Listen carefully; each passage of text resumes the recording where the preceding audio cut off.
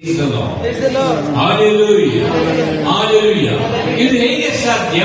ದೇವರ ಆತ್ಮನಿಂದ ಮಾತ್ರ ಸಾಧ್ಯ. ಇದು ಹೇಗೆ ಸಾಧ್ಯ? ದೇವರ ವಾಕ್ಯ ನಮ್ಮೊಳಗೆ ಇದ್ದರೆ ಮಾತ್ರ ಅದು ಸಾಧ್ಯ. ಇಲ್ಲದಿದ್ದರೆ ಸಾಧ್ಯ ಇಲ್ಲ. ಯಾಕೆಂದ್ರೆ ನಾನು ಕೂಡ ಬಿದ್ದು ಹೋಗ್ತೇನೆ ಪ್ರಿಯರೇ. Praise the Lord. Hallelujah. ಅದಕ್ಕೋಸ್ಕರ ನಾವು ಕೀಳಾದ ಬಾಗಿಲಿನ ಮುಖಾಂತರ ಒಳ ಪ್ರವೇಶಿಸಬೇಕು. Praise the Lord. ಇದು ವಾಕ್ಯವನ್ನು ಸಂತ ಪೌಲ ಹೇಳ್ತಾರೆ. Romans chapter 12 verse 1 and 2. ಸಂತ ಪೌಲ ರೋಮ ಪತ್ರಗಳಿಗೆ ಬರೆದ ಪತ್ರ ಅಧ್ಯಾಯ 12 ವಾಕ್ಯ 1 ಮತ್ತು 2 ಇದರಲ್ಲಿ ಸಂತ ಪೌಲ ಹೇಳ್ತಾರೆ, do not conform to the standards of the world. Praise the Lord. संसारची रीत, संसारची नियम, संसारची आलोचना अंक नकामच्या मोगच्छनो. Praise the Lord. Hallelujah. ಇವತ್ತು ನನ್ನ ಮನಸ್ಸಿನಲ್ಲಿ ಬದಲಾವಣೆ